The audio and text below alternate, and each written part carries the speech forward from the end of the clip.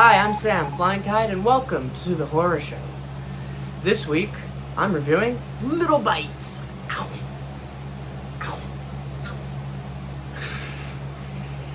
Ow. This movie came out in 2024. It's rated R, so it's not for the kiddies.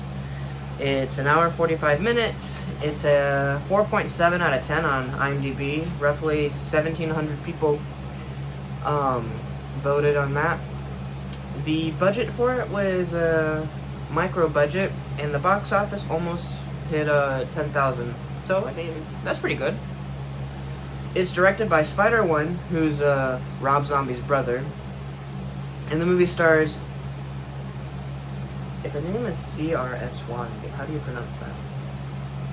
CRS1? Oh, no, my bad. KRS1. KRS1? It's like Chrissy? Krys?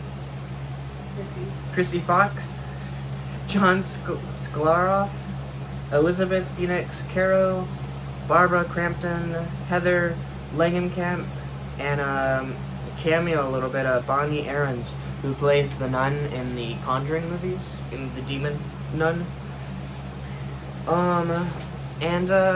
This movie is It tells the story of Mindy, a young mother determined to protect her daughter, Alice, from a sinister flesh-eating monster named Agyar. In a desperate act of self-sacrifice, Mindy secretly offers herself as sustenance to the creature, allowing it to slowly consume her while she hides Alice away at her grandmother's house. So, the movie kind of starts off like in the middle of this, in the sense of you don't know if this creature was already in the house when they moved there, or if, you don't know whenever it came there.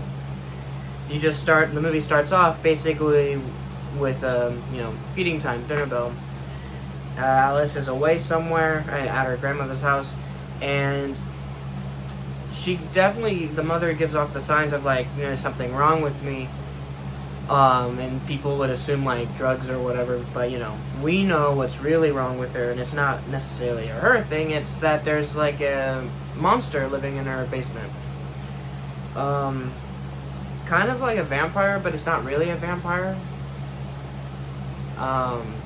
It's like you think for a little bit it's a vampire, but when the first kill of the movie happens, it's like, if this is a vampire, this is like a really crazy out there and very hungry vampire, because not only does, kill the person, but also, like, nothing's left. Clothes gone, bones gone, everything's gone, and it itself says it's gonna lick the room dry. Or clean, I forget. And then, like, the next time you see it, there's no blood anywhere, so, like, whew, yeah, literally got every single drop. I think the best thing about this movie that it echoes one of the stories from the very first Creepshow movie. It echoes The Crate, which, kind of similar, except it's a little bit different in the sense of it's a mother feeding this creature, because if she doesn't, then the creature's going to want her daughter, even though the daughter doesn't live there. That's like what the creature really wants. Which I don't think they really explain why. Just, it's the creature itself is a bit of a philosophical monster, which is kind of funny and silly, but a little bit. It has a lot of deep thoughts and asks questions like, while it's feeding on the mom, like, do you believe in God? Well, I think you should. I don't know. It's kind of silly like that. But I think the worst thing about this movie, but I'm not like sure, like, I mean, this might just be a me thing. You could probably go and watch the movie and be like, oh, this was like the best thing ever. But to me, the worst thing about the movie is the dialogue kind of feels a bit weird at times, which, I mean, sure, it makes sense, but other times it doesn't really make that much sense, or it just feels weird. The ending was kind of weird to me as well. I thought it was a little bit weird, the suspect ending. And it's kind of a slow burn. It's like the first half's like kind of like the same thing happening, except different dialogue each time. And then the second half is like, okay, it's a little bit different now. But going back to IMDb, as I was saying, it's a 4.7 out of 10, which is kind of like a little gray area in a sense of just because a movie is a 4 or even a 3 doesn't mean that you're not gonna like it. Like,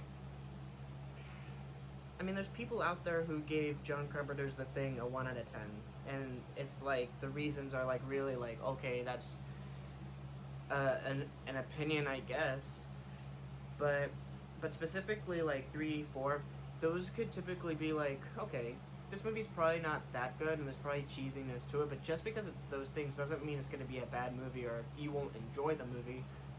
But I think this movie's a little more different because, say, if there's an 80s movie that's a 4 out of 10, it's probably really silly and cheesy and you're there for a good time. But like a movie like this, it's more of that because, well, it's trying to be a little bit different.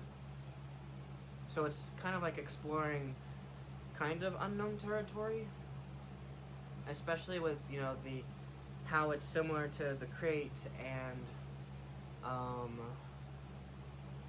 in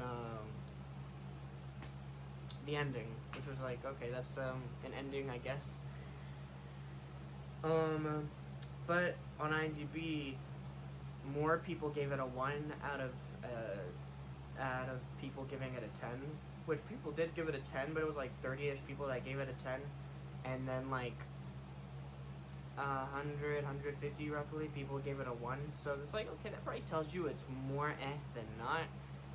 But that just also depends on like what you're in the mood for, because if you're in the mood for like a movie where something constantly happens, then you might not like this that much. But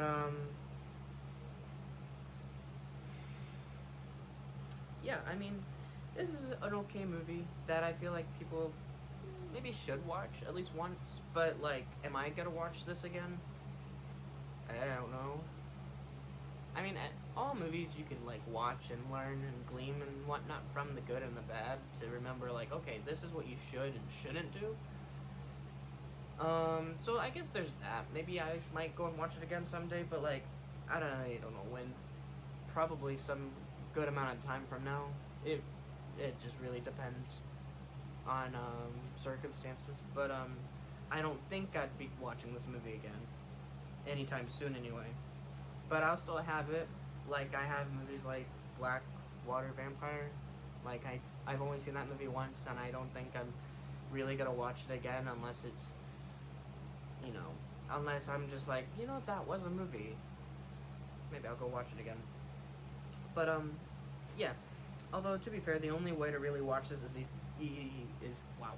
either you get this movie, or if you rent it, which renting is like $5, and then buying the movie itself is like 10. So I probably just say like,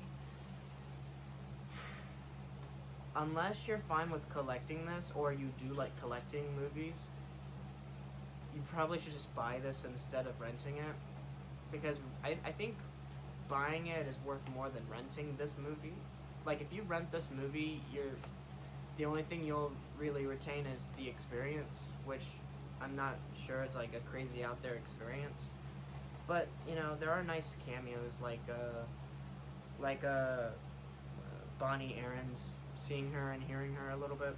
So it's like, okay, that's cool, because like, you know what she's been in, or you might recognize her. But anyway, I'm Sam, Flying Kite. This is the horror show. This week I reviewed Little Bites, and yeah, I will see y'all at least next week. Goodbye.